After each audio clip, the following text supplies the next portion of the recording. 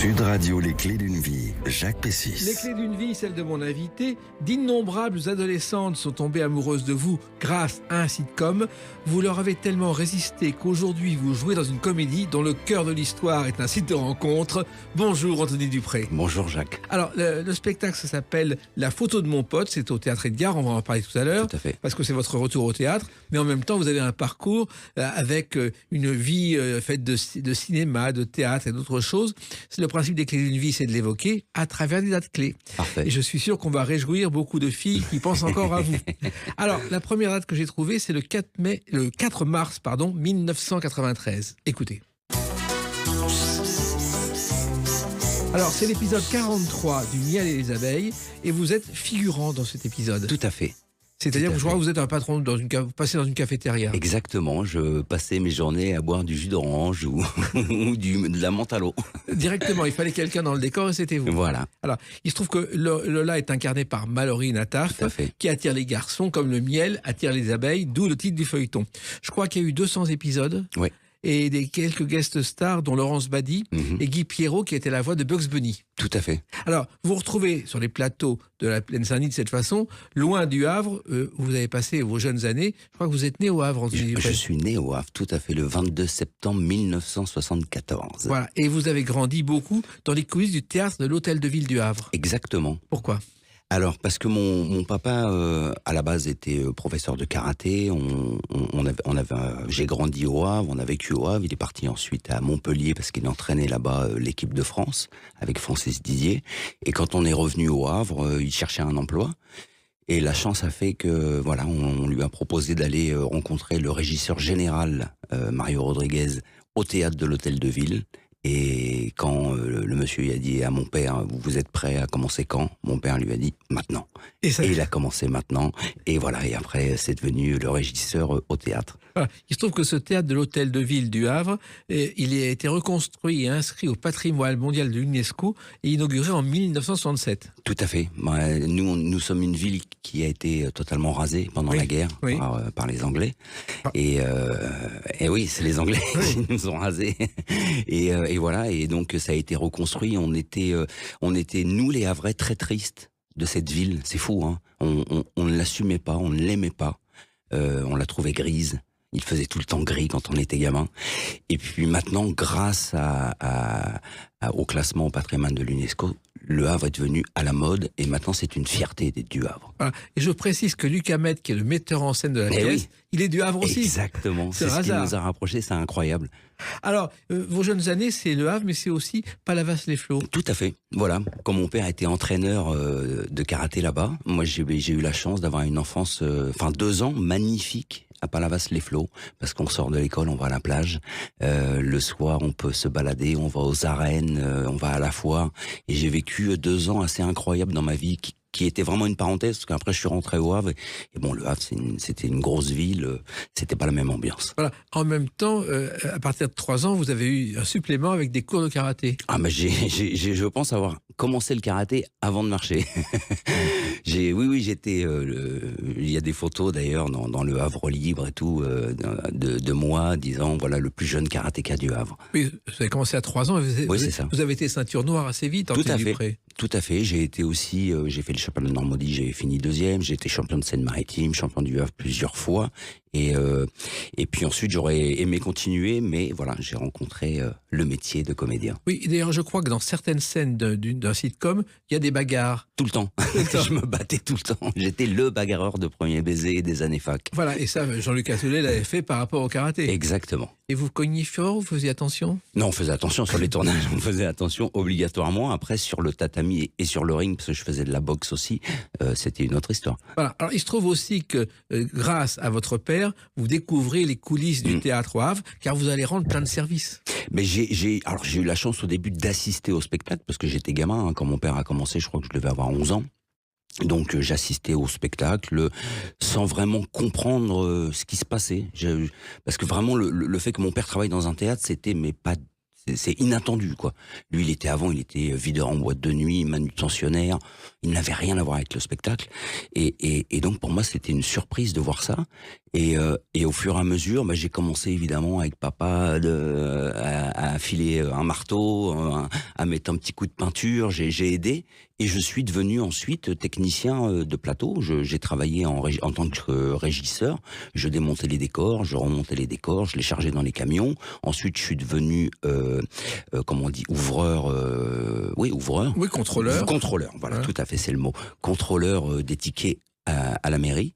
Au théâtre de l'Hôtel de Ville pendant que je faisais mes études, pas brillantes d'ailleurs, mais voilà, j'étais plus attiré par le travail que par les études. Oui, vous avez arrêté avant le bac, je crois. Oui, enfin je l'ai passé, mais je suis vraiment passé, quoi. Oui. Ouais, c'était. Vous êtes passé sans vous retourner. Oui, voilà, vraiment, ça a été. Je crois que j'ai dû avoir 3 de moyenne. Enfin, bon, ouais, c'est pas mal. Mais j'étais fier. Attention, j'étais très fier. Non, mais moi j'étais passionné par le sport. Voilà, moi c'était vraiment le karaté, la boxe. Et le théâtre à côté de ça. Et vous vous souvenez des premiers spectacles que vous voyez au Havre? C'est des comédies, c'est des concerts? Oui, j'ai vu. Alors non, le premier concert que j'ai vu, c'est à Palavas-les-Flots. Et c'est Johnny Hallyday. Oui, c'est pas mal. Voilà, c'était le fameux spectacle Mad Max du Palais des Sports 1982. Et j'ai été subjugué par le personnage. C'était impressionnant, c'est à l'époque qu'il coupait des têtes et tout. Enfin, c'était. Et puis la bête de scène. Et puis j'ai eu la chance. Après, c'est ce qui est incroyable dans la vie, c'est de le rencontrer, de passer un moment. J'ai passé 1 heure avec lui dans la loge avant un Bercy en 95. Voilà, le rêve s'est réalisé, quoi. Mais ce concert, en tout cas, m'a donné envie de faire ce métier aussi. Et au Havre, il y avait des comédies, il y avait des... Il y avait de tout, oui. Il y avait, j'ai vu tous les artistes possibles et imaginables. C'est-à-dire, j'ai vu Bigard, j'ai vu les Inconnus. Enfin, j'ai vu beaucoup. J'ai vu aussi des opérettes parce qu'il y avait un monsieur qui s'appelait Bergeau à l'époque qui était du Havre et qui faisait les opérettes tous les dimanches. Enfin, j'ai vraiment vu plein de spectacles. J'ai vu Jacques Dutronc en concert, Renaud. Enfin, voilà. Ah, c'est un privilège. Ah, vous avez commencé à prendre des cours de comédie et à faire des castings. Oui. Alors, les cours de comédie, j'en avais fait quelques-uns au Havre parce que je me débrouillais déjà, je jouais dans les pièces de théâtre à l'école. J'avais fait les Fourberies de Scapin, je faisais des spectacles avec un ami, Michael Guerrier. On faisait des spectacles en fin d'année, voilà, des spectacles d'humour, on imitait les profs. D'ailleurs, ça nous a coûté cher un jour parce qu'on l'a fait avant un conseil de classe en 3e et nous avons redoublé tous les deux. Voilà, donc, voilà, comme quoi l'humour, attention. Faut faire attention. Et donc voilà. Alors, il se trouve aussi qu'un jour, vous prenez le train pour Paris pour un casting qui dure 3 minutes et vous revenez désespéré et ça va marcher. Complètement. C'est le premier casting que je fais. Je m'étais inscrit, j'avais été voir des agents, je faisais du porte-à-porte parce que je venais très souvent ici à Pierre de Coubertin voir les compétitions de karaté. Et donc, moi, j'en profitais pour m'échapper et j'allais, pendant que mon papa, lui, regardait les compétitions, j'allais essayer de m'inscrire dans des agences. Et un jour, il y a une agence qui m'a pris et qui m'appelle un jour et qui me dit, voilà, il y a un casting dans 2 jours, tu dois venir à Paris, rue de la Boétie, je me souviens encore. Et voilà, je vais passer ce casting, ça dure effectivement 3 minutes. Et je repars, et là, je me dis, mais qu'est-ce que c'est? J'ai pas compris, quoi. Voilà, tu passes, tu fais ton truc, et tu repars. Et il n'y a pas de réponse, il n'y a rien. Et puis quelques jours après, effectivement, ils m'ont appelé et j'ai décroché la pub Les Caleçons Gilles, réalisée par Étienne Châtillaise. Oui, qui venait de triompher avec La vie est un long fleuve tranquille et qui sortait à l'époque Tati Daniel. Oui, tout à fait. Et il aurait pu vous engager dans un film ensuite. Mais je crois que j'ai pas été bon, sûrement. J'étais tellement stressé. Et puis c'était la première fois que je voyais une caméra. Je n'ai jamais compris comment j'ai été pris et ce que je faisais là. Voilà. Voilà. Non, en tout cas, la pub est sortie. Oui. Votre idole à l'époque, je crois, c'est Robert De Niro. Oui, toujours. Ah bah toujours. Robert De Niro, c'est en tant qu'acteur, c'est vraiment le bouquin, quoi. C'est quand j'ai besoin de conseils, je regarde ses films. Il a tout joué, tout fait, et c'est un acteur phénoménal. Oui, mais je crois, Anthony Dupré aussi, que c'est l'homme le plus discret du cinéma. Oui. Il change de physionomie tout le temps. Et moi, je me souviens un jour, au Festival de Cannes, il y a un concours de sosies. Donc, il y a 12 sosies, dont celui de Robert De Niro. La foule demande des autographes à tout le monde, sauf au sosie de Robert De Niro. Il se trouve que c'était le vrai. C'est vrai. Et personne ne lui a rien demandé. C'est extraordinaire. C'est fou. Et puis, alors, la chanson aussi vous a marqué. Et il y a un interprète célèbre qui est aussi à l'origine de votre vocation. One for the money, 2 for the show, 3 to get ready. Now go, cat, go, but don't you step on my blue suede Elvis shoe. Presley, Le King. The King, ça Ouais. vous a tout de suite marqué. Oui, tout de suite. J'étais tombé sur une émission sur M6 à l'époque qui faisait lors de, je pense, c'était l'anniversaire de sa mort. Avait fait vraiment une journée spéciale Elvis Presley. Et donc la nuit, il y avait eu des concerts et tout. J'étais tombé là-dessus. Et là, je suis resté scotché. Déjà, j'aimais Johnny Hallyday. Puis Elvis Presley, c'était le king, quoi. C'est lui le patron. Donc, je l'ai découvert assez jeune et j'ai adoré cet homme. Oui, et en plus, moi, un jour, je suis allé visiter la maison de Presley à côté de Memphis, et à Graceland, et il y avait Carl Perkins, qui est justement l'auteur de Blue Suede Shoes, Tout à fait. qui a une voiture marquée Suede avec à l'arrière comme plaque d'immatriculation, et qui est habillé toujours en bleu. D'accord. C'est extraordinaire. Ouais. Et il n'a vécu que grâce à cette chanson. C'est vrai. C'est fou, hein. C'est fou. Donc, la chanson vous a attiré. Vous aviez envie de chanter aussi ou... Honnêtement, j'y pensais, mais je pensais pas que ça allait se réaliser un jour. Parce qu'il fallait quitter Le Havre, de toute façon. Voilà, il fallait quitter Le Havre. Alors, je l'ai fait au fur et à mesure. C'est-à-dire qu'au début, quand je faisais de la figuration, je faisais des allers-retours dans la journée. C'est-à-dire que je prenais le train le plus tôt le matin. Je faisais ma figuration à Paris, dans le miel et les abeilles, et je rentrais au Havre le soir. Et après, il fallait repartir quelques jours plus tard. Voilà. Mais ça a porté ses fruits, et on va en parler à travers une autre date, le 6 octobre 1993. A tout de suite sur Sud Radio avec Anthony Dupré. Sud Radio, les clés d'une vie, Jacques Pessis. Sud Radio, les clés d'une vie, mon invité Anthony Dupré, idole de toute une génération avec les sitcoms, on va en parler. Vous êtes à l'affiche du Théâtre Edgar aujourd'hui avec La photo de mon pote, une pièce que vous jouez avec Anthony Joubert et Rosalie Hamet, mise en scène par Luc Hamel, qu'on va en parler puisque c'est Tout à votre fait. retour au théâtre. Mais on en revient au 6 octobre 93, c'est bien sûr une date qui vous reste gravée dans un coin de votre mémoire.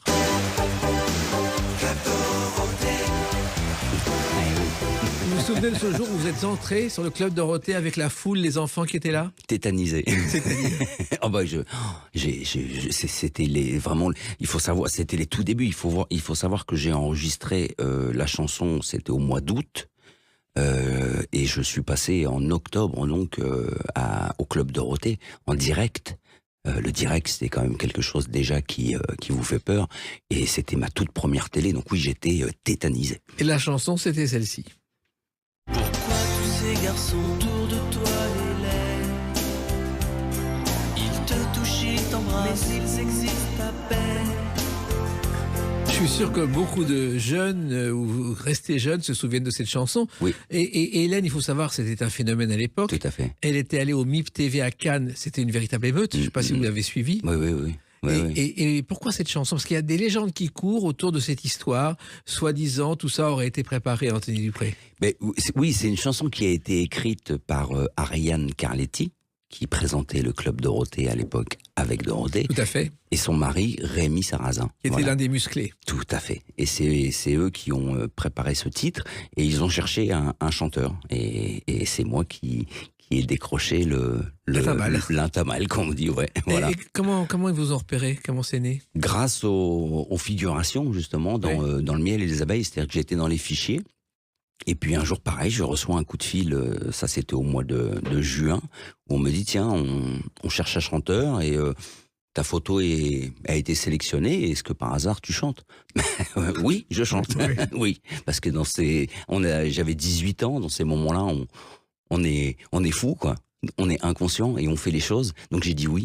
Et puis je suis venu au casting et incroyable, je sais pas ce qui s'est passé, ma voix était juste, je chantais en rythme et ça leur a plu. Voilà. Et Hélène, c'était volontaire, puisque c'était un hommage à Hélène. Tout à fait. Que vous avez rencontré à l'époque? Oui, bien sûr, je l'ai rencontré après, parce que la chance que j'ai eue quand j'ai enregistré ce single, c'est qu'ensuite j'ai fait la tournée tout de suite avec Hélène au Zénith. Oui, alors il faut savoir que vous enregistrez ce single qui marche et que Jean-Luc Azoulay a immédiatement repéré votre potentiel, Anthony Dupré. Je pense, et il m'a proposé de partager la scène en première partie d'Hélène. Alors, il y a eu quand même plusieurs choses qui sont passées, notamment, je crois que vous êtes arrivé dans le Jackie Show. Aussi, j'ai fait, oui, avec Jackie, notre ami Jackie, j'ai fait le Jackie Show, et là je me souviens, quand je suis arrivé sur scène, c'était vraiment la première, parce que ça va être enregistré, et c'était donc la première confrontation avec le public. Et quand je suis rentré sur le plateau, donc là je n'avais jamais rencontré le public, et le public s'est mis à hurler, à crier. Et j'étais, si on revoit la télé, j'avais les larmes aux yeux et la bouche qui, je me souviens, qui tremblait. Et il fallait que je fasse. Alors là, c'était en playback. Mais heureusement d'ailleurs, parce qu'en direct, j'aurais pas pu chanter là, tellement j'étais submergé par l'émotion. Mais vous êtes rentré dans un univers de folie qui n'avait rien à voir avec le théâtre tranquille du Havre. Non, qui n'avait rien à voir même avec la vie à laquelle j'étais destiné. J'ai forcé le destin. Parce qu'il faut forcer le destin, il faut aller chercher sa chance. Quand on dit oui, vous avez eu de la chance, on doit aller la chercher. Je l'ai provoquée. Et au moment où elle est arrivée, je l'ai attrapée tout de suite. Je ne l'ai pas laissé passer. Et il y a eu une autre chanson que vous avez interprétée. Et je crois que c'est la première fois que vous chantez à l'extérieur du Club Dorothée ou des studios d'Abbé, dans une émission du Nord, France 3 Nord. Et c'est cette chanson. Il ne me reste plus qu'à Et trouver la fille qui voudra prends la route avec moi. prendre la route avec moi. Prendre la route avec moi. Il y a un style quand même azoulé Dorothée qui revient. Bien sûr. C'est évident. On avait un son particulier qui appartenait aux artistes Abbé. Ouais. Voilà. Et d'ailleurs, la chanson était signée pour les paroles de Fitzgerald Hartmann. Qui est-il? C'est Jean-Luc Azoulay. Il signait sous différents pseudonymes, Oui. notamment Jean-François Porry. Oui, Mais en tout à fait, il avait déposé à la SACEM Jean-François Pourri. Ah oui. Et il y a eu une erreur de transcription. C'est comme ça qu'il est devenu François. Mais ça m'étonne pas de sa part. Pourri, il avait vraiment fait ça. Alors donc, vous vous retrouvez ensuite dans les premières parties des concerts d'Hélène. Comment Ouais. c'est arrivé ça, Anthony Dupré? Alors c'est arrivé, pareil. Alors le hasard, une fois de plus, le destin. C'est Sébastien Roch qui devait faire la première partie d'Hélène. Et puis à ce moment-là, il avait décidé de quitter Hélène et les garçons, de se diriger vers une carrière solo. Et donc on m'a appelé, on m'a dit est-ce que tu penses que tu pourrais assurer et faire de la scène? Évidemment, pourquoi pas. Et puis donc on m'a présenté les musiciens, on m'a fait répéter dans les studios à l'époque, on répétait avec les musiciens parce que les concerts étaient en live total, ça c'est important de le dire, avec des très très bons musiciens. Et puis voilà, ça s'est bien passé avec eux. Donc on m'a dit bon écoute, tu fais le Zénith dans pas longtemps. Ah oui, bon, ok, c'est tout. Alors, vous avez fait 7 zéniths en première partie. Ouais, 7 Zénith plus ouais. Qu'est-ce qu'on ressent dans ces cas-là? Un trac énorme, mais une sensation qui est difficile à décrire. Parce que le Zénith, c'était, je crois, environ 5000 personnes. Oui, minimum. Minimum, hein, voilà. Et plus là, il y a eu une tournée, je crois qu'à l'époque, c'était une tournée de 40 dates ou 50 dates en France, Belgique et Suisse. Et là, quand vous vous retrouvez sur scène, vous êtes au début complètement, une fois de plus, tétanisé. Et puis le spectacle fait que tout d'un coup, vous devez y aller, vous n'avez plus le choix, c'est à vous, vous devez chanter. Puis il y a les coulisses, les lettres que vous recevez d'admiratrices, il y en avait un paquet aussi. Il y en a eu beaucoup, énormément à l'époque. Oui, c'était le courrier. Ouais. Il y en a eu des timbres d'acheter.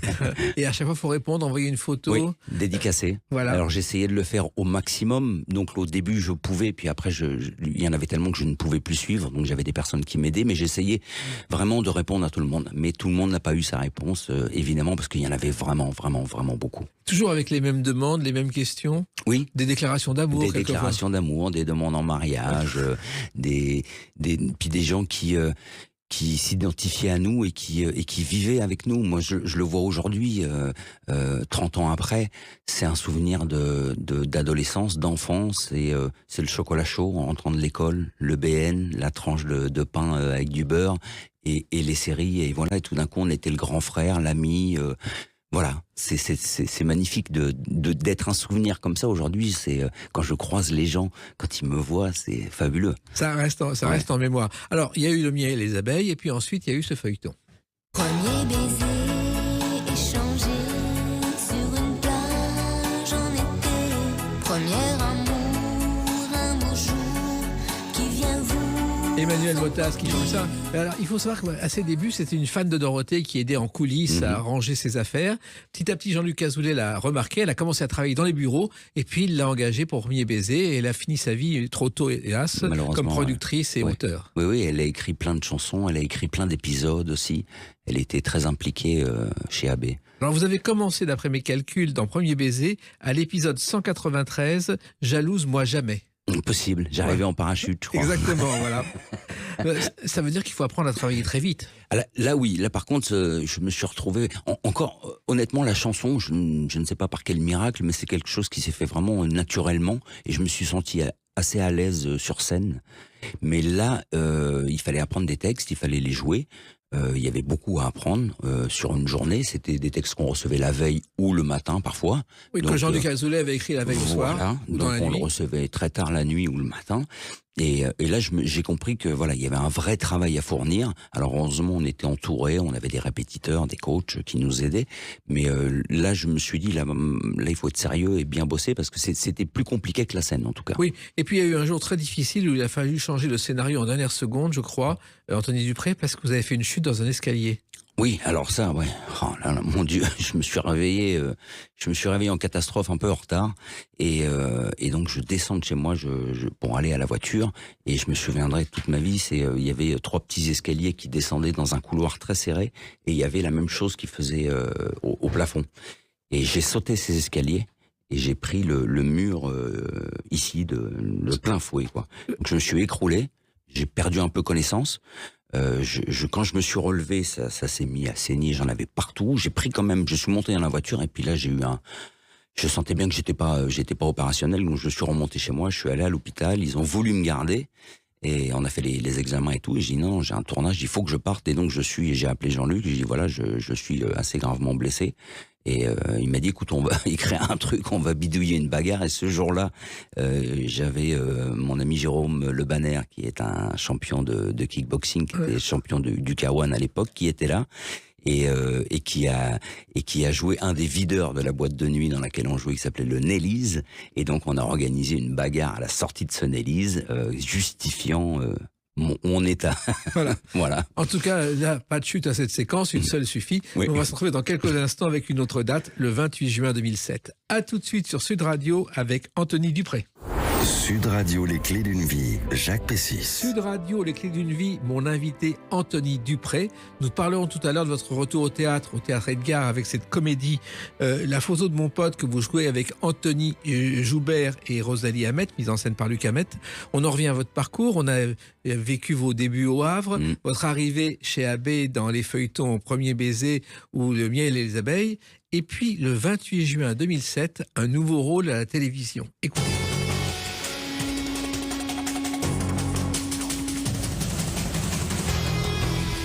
Et vous passez le Premier baiser à Brigade Navarro. Tout à fait. C'est quand même un choc culturel. Ah, c'était un magnifique projet qui est arrivé grâce à d'autres, hein, évidemment, parce que j'avais fait l'Instit avec Gérard Klein, et ensuite j'avais fait la saga de l'été pour TF1 qui s'appelait Le Bleu de l'Océan avec Mireille d'Arc. J'ai eu la chance de tourner avec cette grande dame, Bernard Verlet, Alexandra Van Der Noot. Et c'était d'ailleurs les sagas de l'été. C'était les sagas de l'été. Oui, parce qu'à l'époque, pour la première fois, la télévision offrait des séries l'été pour attirer les gens. Tout à fait. 50 millions de téléspectateurs sur 5 épisodes. C'était des audiences incroyables à l'époque. Et sur ce tournage, donc j'avais sympathisé avec Bernard Verlet et qui avait parlé de moi à Tito Topin, qui était l'auteur et le créateur de Navarro. Oui, et qui avant a travaillé avec Jean-Yann, a fait des pubs avec lui et a dessiné la seule BD de Jean-Yann qui s'appelait La langouste ne passera pas et qui a eu un succès dans les années 60. Ah bah avec Jean-Yann, j'adorais Jean-Yann. Mais Tito, et voilà, j'ai rencontré donc Tito et à l'époque il cherchait un comédien pour remplacer pour 2 épisodes Marie Fugain, oui, qui était enceinte.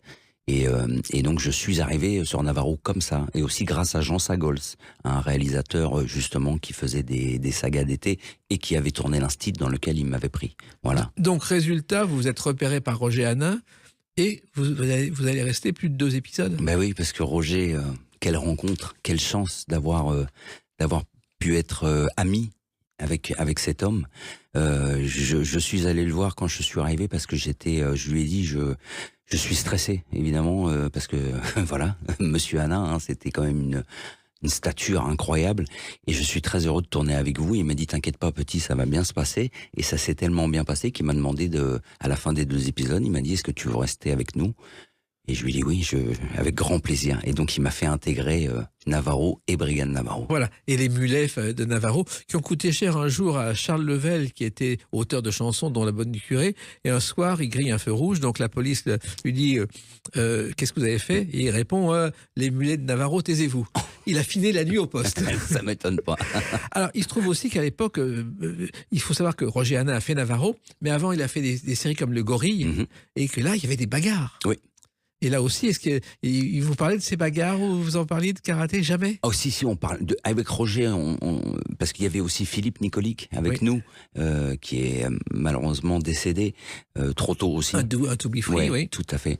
Et Roger, c'était, il nous a tout donné, quoi. C'est-à-dire que justement, quand on lui demandait des conseils, c'était une personne d'une générosité incroyable, et il nous a raconté toutes ces époques-là. Et nous, on était là justement pour faire les bagarres, Philippe et moi, c'était nous les bagarreurs dans Navarro, donc on prenait sa relève. Mais oui, il nous a donné beaucoup de précieux conseils que je garde encore aujourd'hui. Oui, c'était un très grand comédien. Et un très grand homme. Ouais. Exactement. Alors, il se trouve, on fait un peu un retour en arrière. C'est-à-dire que vous êtes marqué au départ par le Club Dorothée, Oui. mais le Club Dorothée s'arrête brutalement, ce qui n'aurait jamais dû se produire, pour Non. des raisons stupides. Bah, C'est une sorte de rivalité entre des producteurs et une chaîne de télévision qui n'a jamais marché. Donc, Tout à fait. tout s'arrête, alors que vous étiez vraiment en train de foncer, parce qu'il y avait non seulement Dernier Baiser, mais il y avait eu Premier Baiser, il y avait eu d'autres séries ensuite. On a fait les années fac. Oui. Les années fac, ensuite il y a eu les années bleues, il y avait les chansons, les albums, et c'est vrai que un jour on nous dit voilà,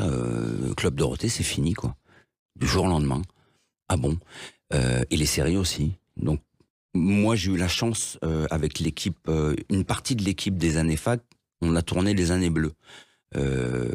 On a tourné 20 épisodes, on devait en tourner 40, on a tourné 20, donc on a eu cette chance-là de prolonger un peu, mais c'est vrai que ce vide-là a été incroyable, parce que moi j'étais arrivé sur Paris, je faisais de la figure, j'ai commencé à bosser chez AB, je bossais tous les jours, et du jour au lendemain, tout s'arrête.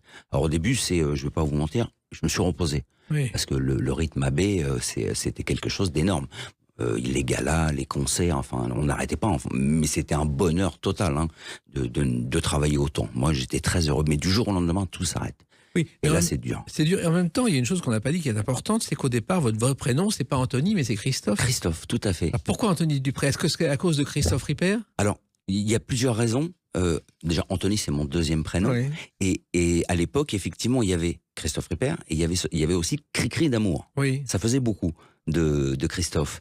Et Anthony, je dis voilà, mon deuxième prénom c'est Anthony, et quand on faisait des jeux d'écriture pour voir ce qui fonctionnait le mieux.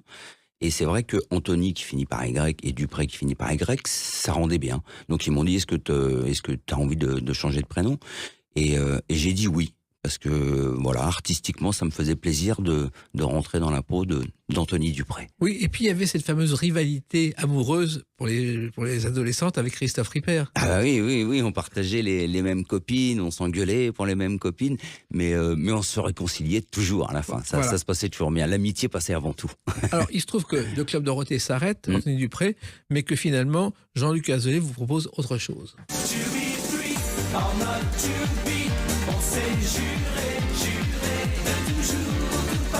Le phénomène To Be Free avec pour être libre, qui devient aussi une série sitcom. Tout à fait. Et là, vous entrez encore dans la danse. Je rentre encore dans la danse. On fait un épisode. J'avais tourné, je pense, avec Camille Raymond et Magali Madison. Mais moi, j'avais la chance, pareil, d'avoir rencontré Philippe, Franck et Adèle à leur tout début. C'est-à-dire que je pense les avoir rencontrés quasiment à leur premier interview. On était dans un hôtel parisien où moi, je faisais des interviews pour des magazines, et eux aussi. On s'est rencontrés, on a discuté, donc on avait 20 ans, quoi, je pense, quand ils ont commencé. Et on est devenus potes, et on s'est retrouvés dans cette série ensuite. Voilà. Et vous avez joué votre propre rôle. Voilà, nous on jouait, moi je jouais Anthony, et pareil, il y avait encore des histoires de filles, un peu de bagarre, mais bon, on s'est réconciliés. Comme et d'habitude. tout allait bien, ouais. Et dans cette série, Jackie jouait son propre rôle aussi. Et on a un peu oublié que Macha Béranger est intervenue aussi pour jouer son propre rôle. Macha, moi je me souvenais plus de ça, mais ouais, d'accord, ok. Alors, vous passez ensuite de Dorothée à Karen Cheryl, Anthony Dupré. Ah oui, c'est vrai. oui, j'ai fait ma voyante préférée. C'est ça. C'est ça, voilà. Qu'est-ce que c'est? On a totalement oublié ce feuilleton. Mais alors, ce feuilleton, c'est incroyable. Je l'ai tourné à peu près à la même époque, chez Carrère, qui était à côté à la Plaine Saint-Denis. Les studios étaient pas trop loin, et je jouais le rôle de Gonzague, fils de bonne famille, qui était amoureux de la fille de Karen Cheryl, qui, elle, rêvait d'être chanteuse. Voilà, c'était une histoire comme ça. Et cette série n'est jamais... ils ne l'ont pas sortie. Elle est passée quelques années après, genre dans la nuit. Oui.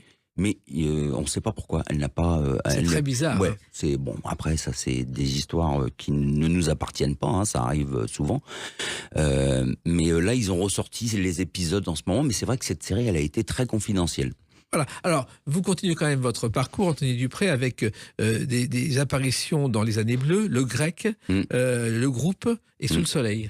Tout à fait, oui. J'ai fait 15 épisodes de Sous le Soleil qui sont passés dernièrement là sur TMC. D'ailleurs, j'ai reçu plein de photos. je me reconnaissais à peine. J'étais tout gamin. C'est marrant. Et à chaque fois, on vous appelait, c'était une course au casting? Non, souvent, c'est des gens avec qui on a travaillé. Ou qu'on rencontre et voilà.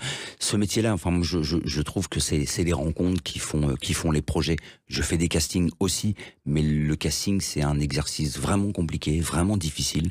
Moi, je n'ai jamais réussi à être à l'aise à un casting, et c'est vrai que souvent les rôles, je les ai décrochés parce que j'ai bossé avec tel réalisateur ou tel auteur qui a parlé de moi ou tel comédien. C'est comme ça souvent que ça se passe.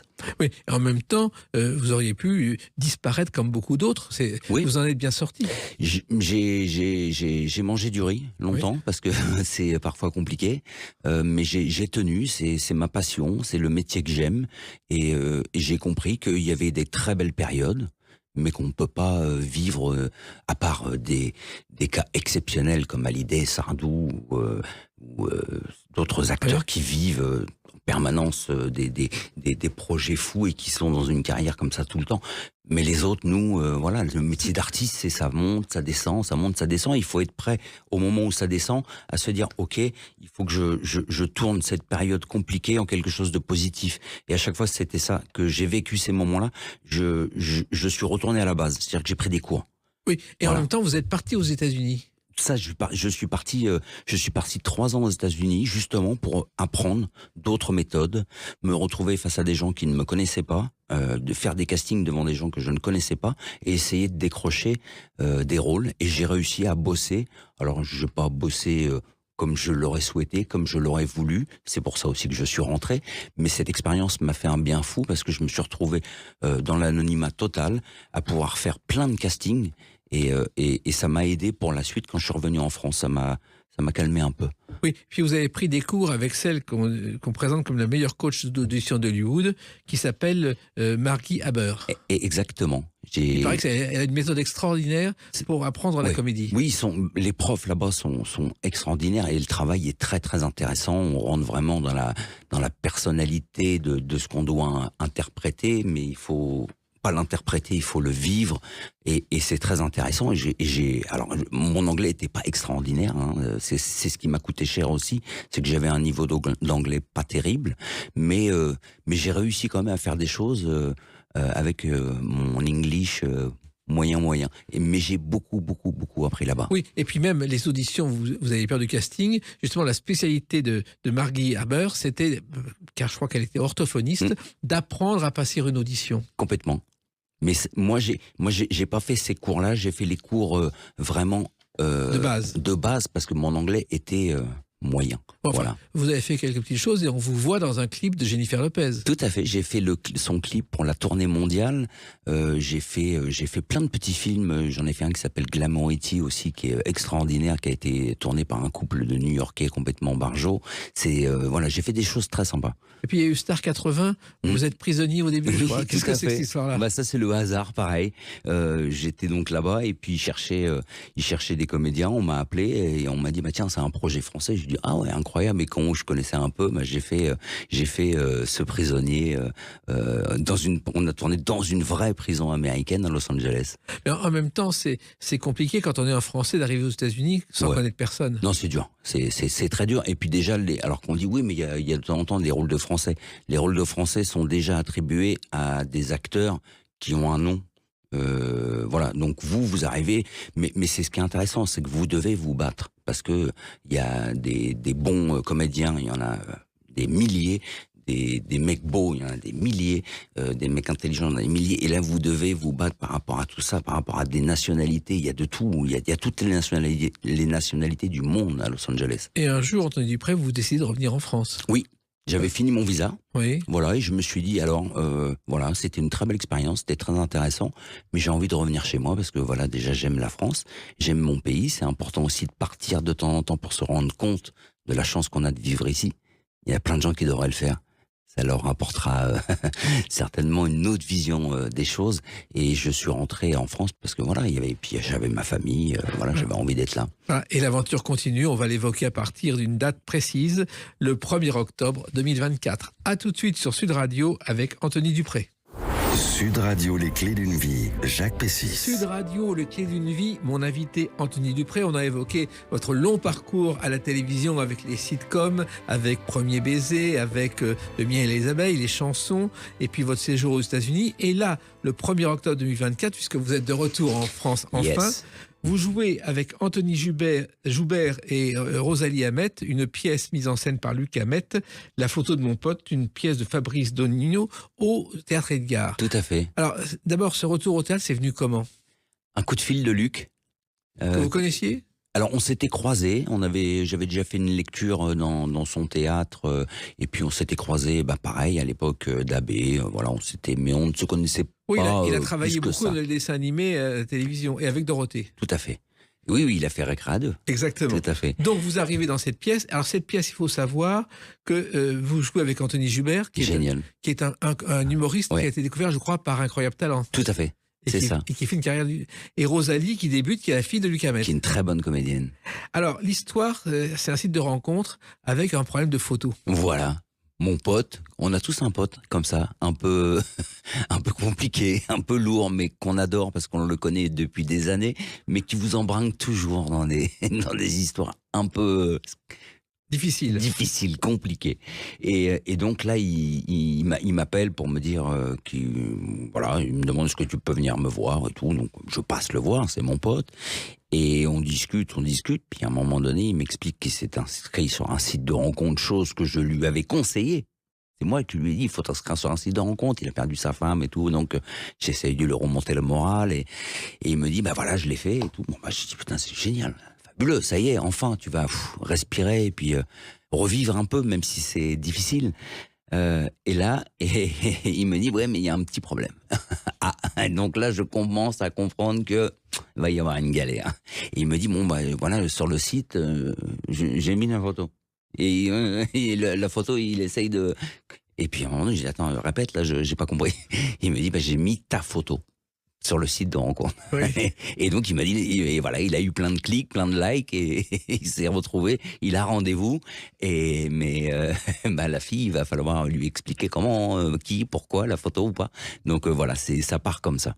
Et donc avec Rosalie Hamet, qui est la fameuse fille Claire, Voilà, tout qui à fait. a répondu à l'annonce. Qui a répondu à l'annonce et qui vient rencontrer donc Antoine. Et vous allez assister au premier rendez-vous. Ah, plus que ça.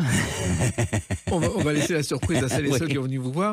Mais on est dans la tradition du boulevard, Oui. mais modernisée. Moderne, tout à fait. C'est-à-dire C'est déjà le sujet est très actuel puisqu'on parle des réseaux sociaux. Et puis on joue une pièce. Oui, c'est du boulevard parce que ça rentre sa sœur, ça ment, ça dit, ça raconte tout et n'importe quoi. Moi je suis obligé de mentir, mais je ne sais pas mentir. Donc voilà, c'est vraiment un moment de rire total. Oui, et curieusement, personne n'a fait de comédie jusqu'à maintenant sur ces sites de rencontres, Non. où il y a quelquefois des scènes hallucinantes. Moi, j'ai repéré un jour une fille qui est draguée par son patron sans savoir qui il est. Et c'est extraordinaire parce qu'après, quand ils se rencontrent, c'est la pagaille. D'accord. Ouais. Donc, ce sont des situations de comédie. Oui, puis ça existe. Ouais. Alors, ça veut dire aussi un rythme fabuleux de préparation. Oui, là on est 1h20 à peu près Ouais. sur scène, et pendant 1h20 ça n'arrête pas, quoi. Ça rentre, ça sort. Moi je finis en eau tellement je dois bouger et donner pour cette comédie. Alors là, il n'y a pas eu de casting, il vous a pris tout de suite. Oui, Luc m'a appelé, il m'a dit écoute, voilà, je t'envoie un texte et dis-moi ce que tu en penses, dis-moi si ça t'intéresse. Et donc j'ai lu le texte, je lui ai dit écoute, je vais venir te voir parce qu'il jouait à l'époque le Coucou, qui joue en ce moment d'ailleurs en tournée dans toute la France. J'ai dit je vais venir voir ta pièce parce que je connaissais le théâtre, mais je le connaissais parce que j'étais venu faire une lecture, mais je ne l'avais pas vu avec un public. Et c'est important de voir comment ça se passe, comment est la scène. Et c'est vrai que je me souvenais plus, c'est de la proximité incroyable entre le public et la scène. Et je me suis dit, waouh, ça c'est un exercice qui va m'intéresser parce que je n'ai jamais joué au théâtre comme ça. Il y a un côté café-théâtre. C'était un café-théâtre d'ailleurs. Oui, c'était 2 petites salles. C'était 2 petites Une salles. de 60 places, une de 40 places. Et il a réuni ça pour faire le Café Edgar. Et donc la pièce m'intéressait, le théâtre m'intéressait, Luc est du Havre, donc il y a eu entre Havrais, on s'est dit oh badé, il fait rien beau là-bas parce que l'accent il est comme ça au Havre. Donc j'avais envie de travailler avec Luc, je me suis dit tiens ouais je crois beaucoup moi à la destinée, au hasard des choses. Et quand Luc m'a appelé, je me suis dit tiens, je dois faire cette pièce. Alors Voilà. ça veut dire les répétitions énormes, parce que des semaines de répétition pour que tout soit réglé Oui. parfaitement. Bah oui, on a eu un mois, on a répété pendant tout le mois de septembre. Alors on a eu la pièce avant, donc on a eu le temps de la lire, de la travailler, de la digérer, d'apprendre le texte. Même si moi je n'aime pas ça. Après c'est chaque comédien a sa méthode de travail. Je n'aime pas apprendre le texte trop par cœur avant d'arriver sur les répétitions, parce que malheureusement je marque beaucoup les situations, c'est-à-dire que j'ai du mal à lire comme ils disent, eux ils le lisent à blanc, moi j'y arrive pas. J'ai besoin de le jouer quasiment à chaque fois que je le lis, et je peux prendre des mauvaises habitudes sur certaines scènes, et donc j'aime bien le connaître mais pas trop non plus, donc ce qui permet d'être plus flexible quand le metteur en scène te dit tiens non là tu devrais essayer comme ça. Si tu as fixé, moi quand j'ai fixé un truc j'avais les mêmes problèmes avec la chanson, c'est-à-dire que quand je fixais des choses j'avais du mal après à les changer. Donc là voilà, j'aime arriver avec pas trop de choses fixées pour pouvoir bosser justement avec mes partenaires et le metteur en scène qui nous a donné, Luc nous a donné des indications très intéressantes. Oui, mais en même temps, il faut apprendre à jouer avec ses partenaires qu'on ne connaît pas. Anthony Joubert, vous ne le connaissez pas, c'est un univers différent du vôtre. Tout à fait, mais Anthony, on s'était rencontrés, le hasard de la vie, on va dire il y a 5 ans, et on s'était vu lors d'une pièce de théâtre, on avait bu un verre ensuite, et on s'était déjà dit, il y a 5 ans, ça serait bien qu'on bosse ensemble. Le hasard, une fois de plus. Et donc quand Luc m'a dit tiens je pense à plusieurs personnes, mais j'en ai un dans la tête, Anthony Joubert, j'ai dit oui, ça tombe bien. J'ai dit écoute, on s'est rencontrés et on veut travailler ensemble, donc bah voilà, envoie-lui la pièce et puis si c'est bon, ça serait cool. Ça veut dire qu'on renouvelle le boulevard, parce que pendant des décennies, bon, il y avait Jacqueline Maillan, il y avait Michel Roux, Jean-Jacques, qu'on a oublié, qui remplissait les salles sur son nom, avec Le Vison Voyageur et d'autres pièces. Là, c'est une nouvelle génération de comédiens qui ne viennent pas forcément du théâtre traditionnel. Tout à fait. Alors moi, j'ai eu la chance quand même de faire 2 pièces avant ça, parce que franchement, arriver au théâtre, c'est quand même un monde différent. Nous sur le plateau, on a le luxe et la chance de dire couper. Elle est pas bonne, on refait. À la télévision. À la télévision. Là, vous rentrez sur scène, il faut que ce soit bon du début à la fin. Donc vous avez 1h20 de concentration intense, et c'est sans filet. Voilà. En même temps, le public a changé. Aujourd'hui, il y a beaucoup de jeunes qui viennent au théâtre voir du boulevard. Tout à fait. Dupré. C'est vrai que ça a changé, parce que j'avais fait une pièce où effectivement il y avait beaucoup d'anciens parce que le théâtre en France c'est culturel, c'est quelque chose qui existe depuis tellement d'années qu'il y a beaucoup de gens qui sont fidèles, mais c'est vrai que les jeunes n'étaient pas accrochés. Et là, ça y est, on commence à embarquer les jeunes au théâtre, parce que le spectacle vivant, ça existera toujours. Oui, mais en même temps, comme vous voyez ce qui se passe dans la salle, vous voyez dans les 3 premiers rangs des jeunes, Anthony Dupré? Oui, il y en a. Il y a des jeunes. Il y a des jeunes filles, des jeunes garçons, des moins jeunes. Mais c'est un mélange, et c'est ce qui est sympa. Et puis, je vous dis, le théâtre Edgar, ce qui est fabuleux, c'est que voilà, on a l'impression vraiment on est avec les gens, et les gens sont avec nous, et je pense que c'est pour ça qu'ils aiment ce théâtre. Voilà. Est-ce que dans le public, il y a des fans de Premier Baiser ou du Miel et les Abeilles qui vous retrouvent? Toujours. J'ai la semaine dernière, j'ai des fans fidèles depuis 1993 qui sont venus voir mes autres spectacles et qui étaient là cette semaine, et qui ont fait leurs photos et qui m'ont montré. Il y a une maman qui est venue avec sa fille, qui m'a montré une photo de sa fille quand elle avait 5 ans en 94, et qui maintenant est fan et qui vient faire les photos d'elle et de sa petite fille. Enfin, ça marque les générations. Oui. C'est incroyable. C'est fou, mais ce sont des séries qui ont marqué les générations. Oui. On vous en parle encore dans la rue. On m'en parle tout le temps. Et aujourd'hui, je compare souvent, vous savez, quand on sent un parfum. Il y a un souvenir qui revient. Et aujourd'hui, quand les gens me voient, c'est ça. C'est ce souvenir d'enfance, de l'insouciance, de l'adolescence et de l'enfance, de l'insouciance, de sortir de l'école, de bons moments, pas pour tous, parce qu'on a chacun des vies différentes, mais ça reste un moment on a envie de se réfugier là-dedans. Quand les choses vont mal, on se réfugie dans la nostalgie et dans les moments où on était bien. Et celui-là en fait partie. Voilà. Et Anthony Dupré, est-ce que vous avez le sentiment d'avoir vécu une époque privilégiée avec ces sitcoms? Oui, évidemment. Ça allait tellement vite qu'on s'en rendait même pas compte. Et puis il y avait que 5 ou 6 chaînes à l'époque. Donc on a vécu quelque chose d'absolument fou. C'est-à-dire que vous en parliez quand Hélène se déplaçait, nous c'était la même chose. Quand on se déplaçait avec Hélène ou sans Hélène et qu'on allait faire des dédicaces ou des concerts, c'était de la folie. Il y a eu des gardes bloqués. Moi un jour, je me souviens être au Virgin Megastore un dimanche, les agents de sécurité ont été obligés de bloquer, les gens m'avaient reconnu et de me faire sortir par la sortie de secours. Moi j'ai vécu des choses incroyables. Donc oui, privilégié, oui, évidemment. Alors il se trouve aussi que le théâtre, ça a commencé, je crois, avec Lit d'embrouille de François Janvier avec Daniel Gilbert. Daniel. C'est assez inattendu, ça. Mais c'était la première pièce qu'on m'a proposée et je l'ai acceptée parce que déjà Daniel, je la connaissais, je l'avais croisé sur d'autres émissions et Daniel, c'est un bonbon, c'est la gentillesse incarnée. Donc je me suis dit, pour une première expérience, ça peut être cool et c'était en tournée. Donc voilà, j'ai fait mes armes avec cette première pièce d'embrouille qui a très très bien marché. On avait fait une 40aine de dates en tournée. Donc c'était une très belle... Et Loïs de Jadot.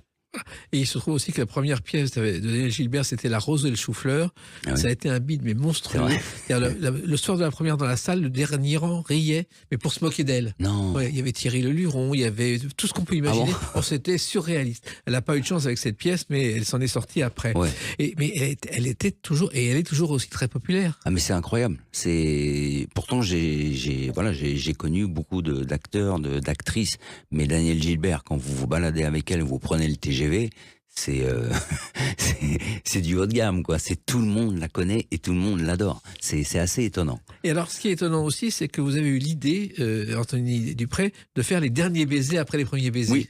Oui, c'est une idée que j'avais eue. J'avais envie de travailler sur un spectacle ou une pièce de théâtre qui parlait justement de l'époque premier baiser, de l'après, de comment on s'en sort après tout ça, qu'est-ce qui se passe. Parce que les gens voient toujours le joli côté des choses, mais c'est aussi compliqué pour nous. Ça a été compliqué. Après on en parlait. Après l'arrêt du Club Dorothée, ça a été... on était des gamins. Moi, j'avais 24 ans. Du jour au lendemain, on me dit c'est terminé, c'est fini. On ferme le studio. Je dis, mais attendez, qu'est-ce qui s'est passé?